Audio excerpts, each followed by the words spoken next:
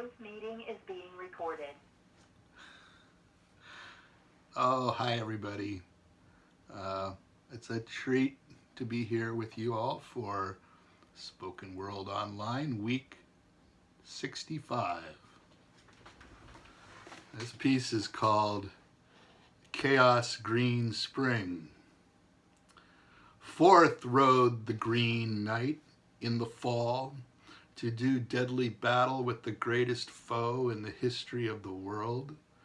This awesome, malevolent foe was almost non-existent in the common conceptual reality that judiciously ruled the world until he struck with ruthless force and violence, causing grievous suffering and psychic imagery damage to the powers of wealth and privilege and to the people of freedom indentured to their sphere.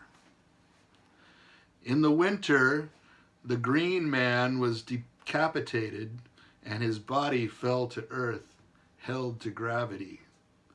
His head was buried in the old year's discarded growth and the cold snows and frosts. Sir Gawain is still in need to lose his symbolic ego head and pass through the portals of mystery school initiation towards his higher self and the freedom of divine rapture.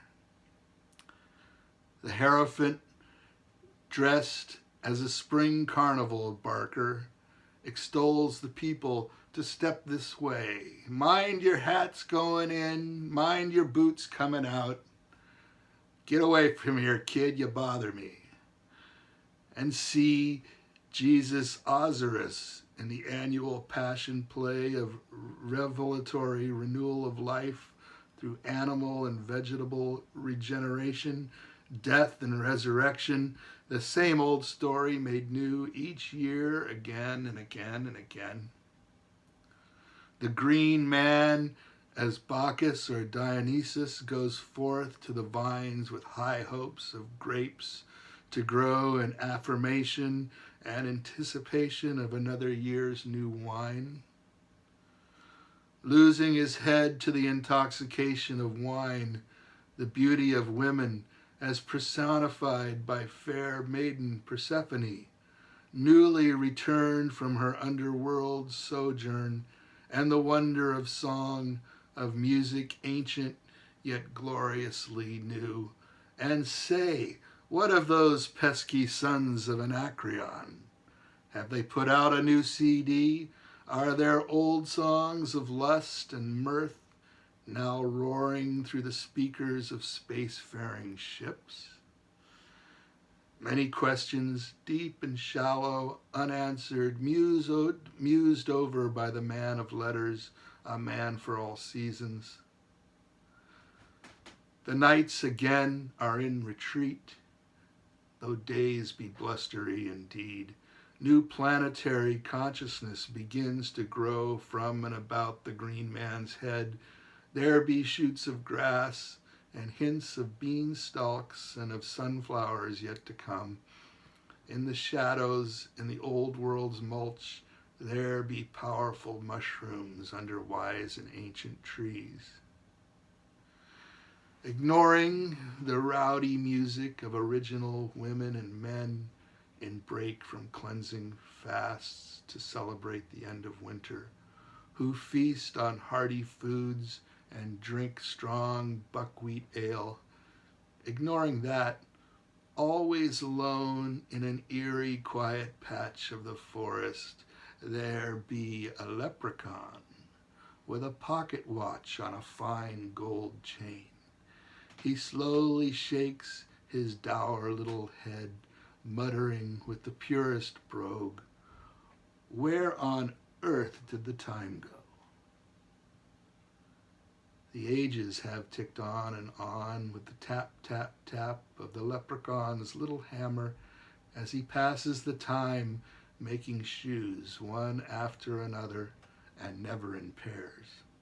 Catch him if you can, and your fortune most certainly will be made, but never blink an eye until you have a hold of his pot of gold, or he will surely disappear, like a fanciful hallucination subjected to the cold light of modern reason.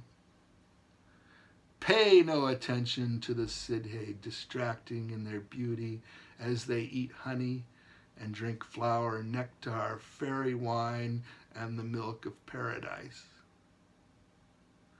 Lud, the sun god, is on the ascent once more, climbing back towards the fullness of his power.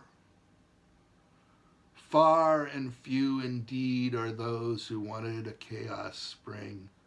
We who are industrious and handy, we would be better served to sow and nurture our seeds and to practice our crafts of skill, to plan our calendars around the cyclic festivals that are the celebration of love and life.